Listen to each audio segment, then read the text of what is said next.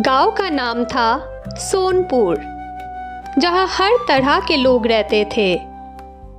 सीधे साधे किसान, मेहनती मजदूर, चालाक व्यापारी और आलसी निठल्ले। लेकिन उनमें से एक व्यक्ति सबसे अलग था, बुद्धूराम। लोग उसे बुद्धूराम इसलिए कहते थे क्योंकि वो अक्सर सोच में डूबा रहता, बोलने में धीमा था और उसकी हरकतें अजीब होती थी। वो कोई बड़ा आदमी नहीं था, लेकिन उसकी एक छोटी सी दुकान थी जिसे वो बहुत मेहनत से चलाता था। गांव के चौराहे पर बनी ये छोटी सी दुकान हल्की फुल्की रोज़मर्रा की चीज़ें थी। बिस्किट, चाय पत्ती, गुड़, नमक, तेल, माचिस और कई छोटी मोटी चीज़ें। दुकान छोटी थी, लेकिन उसमें हमेशा ग्राहकों की भीड़ लगी रहती। बुद्धूराम की दुकान की खासियत ये थी कि वो कभी किसी ग्राहक को मना नहीं करता था। अगर किसी के पास पैसे नहीं होते तो वो उधार भी दे देता। यही वजह थी कि लोग उसे पसंद करते थे, लेकिन कुछ लोग उसकी इस आदत का फायदा भी उठाते थे। गांव में कई लोग तो बुद्धूराम को मूर्ख समझते थे।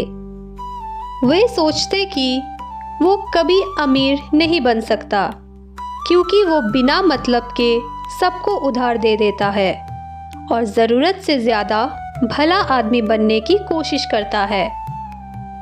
रामलाल, जो गांव के सबसे चालाक दुकानदार थे, अक्सर कहते, बुद्धूराम, इस तरह दुकानदारी नहीं चलती। पैसा कमाना है तो सख्ती भी रखनी पड़ती है। उधार देना छोड़ दे, नहीं तो एक दिन तेरी दुकान बंद हो जाएगी। लेकिन बुद्धूराम मुस्कुराकर कहता, लाल भैया, दुनिया भरोसे पर चलती है। अगर मैं किसी की मदद कर सकता हूँ तो क्यों ना करूँ। रामलाल सिर हिलाकर वहां से चले जाते। समय बीतता गया और धीरे धीरे बुद्धूराम की दुकान पर उधार बढ़ता गया। बहुत सारे लोगों ने उससे सामान लिया, लेकिन पैसे वापस नहीं किए। कुछ लोग जानबूझकर टालते रहे और कुछ सच में इतने गरीब थे कि चुका नहीं सके। धीरे धीरे समस्या इतनी बढ़ गई कि बुद्धूराम को नया सामान खरीदने के लिए पैसे नहीं बचे। दुकान में माल कम होता गया और ग्राहक भी कम आने लगे। गांव के लोग अब मजाक बनाने लगे। देखो, कहा था ना कि ज्यादा भलाई करने से दुकान बंद हो जाएगी। बुद्धूराम को चिंता होने लगी। उसने सोचा कि अब क्या किया जाए। एक दिन वो अपने पुराने दोस्त हरिराम के पास गया, जो शहर में बड़ा व्यापारी बन चुका था। उसने अपनी समस्या हरिराम को बताई। हरिराम ने हंसकर कहा, बुद्धूराम, व्यापार में दिल से ज्यादा दिमाग लगाना पड़ता है। तुझे अपनी दुकान चलाने के लिए उधार देने की आदत छोड़नी होगी, लेकिन इसका ये मतलब नहीं कि तू अच्छा इंसान बनना छोड़ दे। बुद्धूराम ने पूछा, तो फिर मुझे क्या करना चाहिए? हरिराम ने उसे एक उपाय बताया। तू अपनी दुकान में एक खाता रख। जो भी उधार ले उसका नाम और रकम लिख और हर हफ्ते उनके घर जाकर पैसे मांग। जो नहीं दे पाए उन्हें कम से कम आधा भुगतान करने को कह। बुद्धूराम को ये सुझाव बहुत पसंद आया।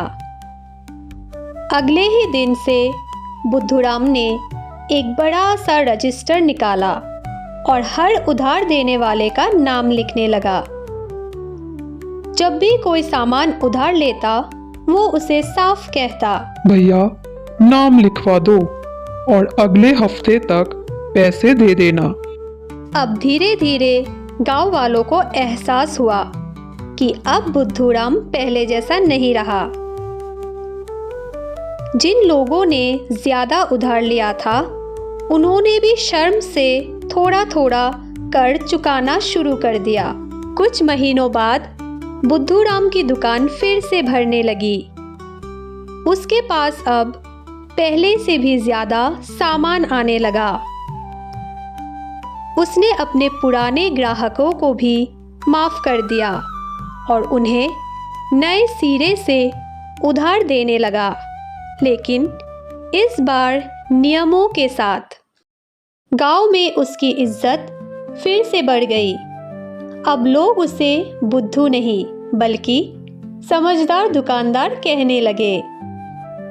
रामलाल भी एक दिन उसकी दुकान पर आए और बोले, अरे बुद्धूराम, तूने सच में बहुत अच्छा किया।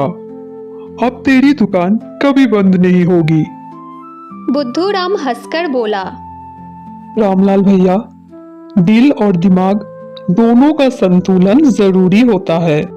गांव में अब उसकी दुकान सबसे ज्यादा चलने वाली बन गई और उसने ये साबित कर दिया कि सच्चाई और ईमानदारी से भी सफलता पाई जा सकती है।